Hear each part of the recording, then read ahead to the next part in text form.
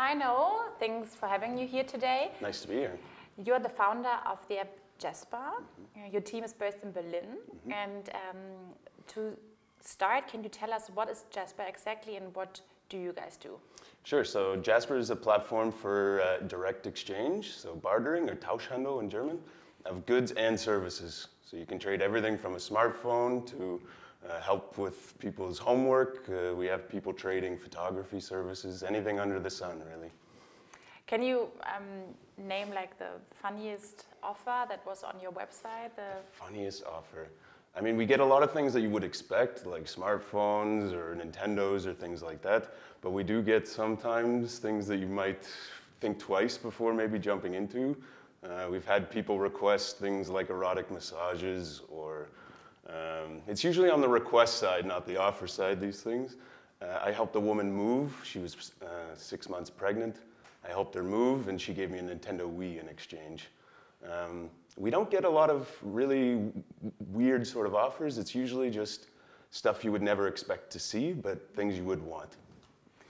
Okay, so if I want to move to a different apartment, I would need somebody to help me. I would just upload this offer or this request on the app, and then somebody would react to it, and I would think about, okay, what can I offer him or her, or how does it work exactly? Yeah, good question. So Jaspr actually learns the many things that you can offer and the many things that you would take in exchange. Okay. So we learn everything, and we match you with people who are in the opposite position. We're the first platform to ever actively match people based on what they have and what they want. So we actually find that people, when it comes to trade, are willing to offer many, many more things than they would sell. So people on our platform would have 8 to 10 things on offer and 8 to 10 things they would want, which is something that's not unusual for an online platform. So you would say, I'm looking for help moving. I can offer interview guidance or something like this. And you'd get matched with a guy like me who can carry a heavy box, but maybe not so good on the interview side. You'd be put in contact. You can chat through the app, arrange the trade. It's very simple. And you get a push notification on the app, or how does it work? For the moment, because we're in the early stages, you actually just start emailing with each other. But soon the trade will get negotiated within the app.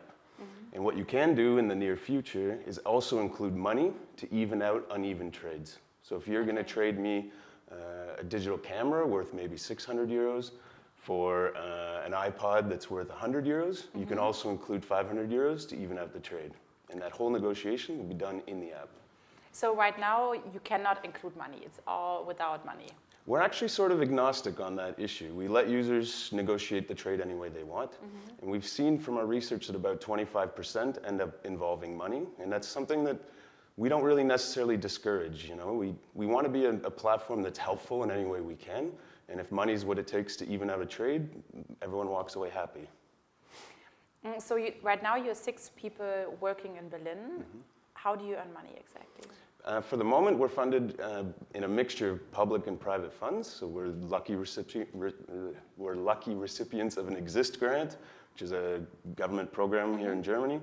And we also have some angel investment from some investors in Canada, where I'm from. Okay, but in the future, you will probably have to earn your money with your app. How does it work? Oh, we're supposed to make money? Oh, no. Maybe. There's 2 streams we're going to pursue in the medium term. So the first one is with this, what we call cash offsetting. This situation I described where people include money to even out a trade. We'll take a commission on the cash part, 15%. We're also getting approached very often by people who are interested in doing advertising on the platform. Okay. Because when people go on Jaspr, they don't just simply say, I want an iPhone. They say, I want an iPhone 6 with 32 gig memory, et cetera, et cetera. And at that point, serving an ad, when the platform can't deliver that exact item, would be very highly targeted, which is something advertisers are, of course, very interested in. So we'll do this commission based on the cash offsetting, and we'll probably serve ads in the medium term. And what's the type of person using your app? Are they young or older? Are they mainly living in which part of the cities? Can you tell us something about this? Great question. Primarily the people are between 25 and 35 years old. Yeah. Both genders. And the people who are really quick to adopt a barter or a trade platform are people who sort of see it as agreeing with their philosophy. So some sort of a complicated but maybe generally negative views on capitalism and the sort of life that we're living. But interestingly, we also see it coming in more into the mainstream. So we have about 3,500 people in Berlin trading, and we see that people are, it's sort of swinging away from this, what you would maybe think, we call them digital bohemians. So it's sort of going from that and becoming something a little bit more mainstream. We had a 45-year-old man just tell us that he traded a Kindle for translation work. And he was 45 years old, never uses an app in his life, but really loved the platform. So, but principally it's younger people, such as ourselves, that have jobs, but are interested in sort of doing something interesting on the side.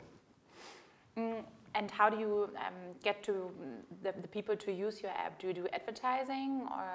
Yep, so we run Facebook ads, but actually the primary way we get people to find out about Jaspr is just through posts on Facebook groups.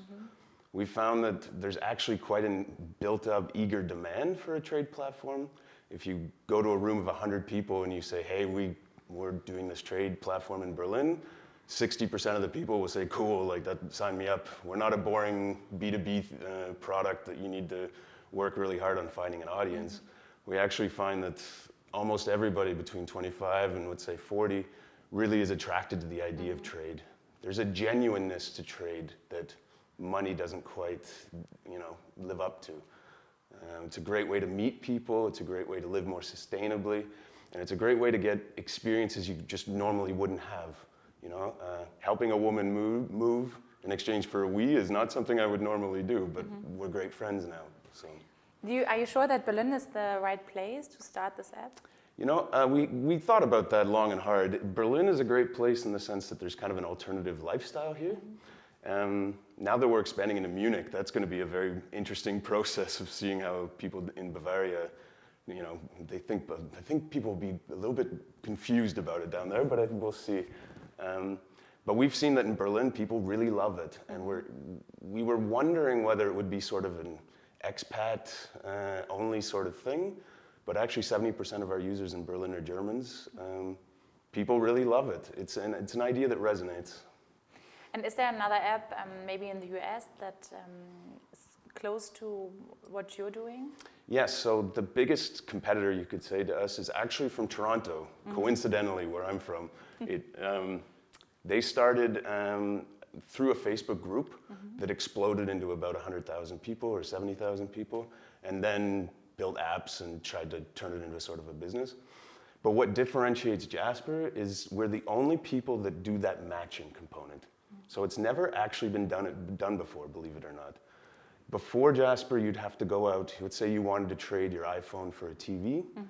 You search for TV on a platform and you get a messy pile of ads, or not ads, listings, let's say. TV, TV, TV, TV. And you're stuck going into each one looking for someone who wants an iPhone. And actually, most of the time, they just say, make me an offer. And the process breaks down. It's very difficult to find a match. With us, we learn the many things you have and the many things you want. And once we get that information, we match you up to make the trade easy. And that's a very important difference. You already said that you're going to expand to Munich soon. Can you maybe tell more about the vision for Jaspr in the upcoming months? Yeah, so we sort of treated Berlin as sort of an experiment, so to speak, as a lot of startups do. So the vision is to be very much a global app. We are a platform that requires a certain amount of critical mass, sort of the chicken and the egg problem, to get going. But the good news is that growth is actually quite fast and quite easy for us. So what we're doing is picking cities that sort of match, we think, philosophically. We're going to be moving into Amsterdam, Munich, and Hamburg in the next weeks. And we find a person on the ground who's excited about what we're doing, and we give them the tools and the information they need to get a certain number of people in the app to sort of seed it, and then we're going to be posting on Facebook groups again to build a community up, as well as running paid ads. And do you need more money from investors to keep going? Yep, so we're actually we're doing a seed round. We have, looks like, one investor on board already, looking to raise about 250,000 euros, take us through the next year, and to really accelerate this global expansion. Okay, great. No, thanks for being here and thanks for the interview and good luck with Jaspr. Thank you very much. Great to be here. Thanks, Anna.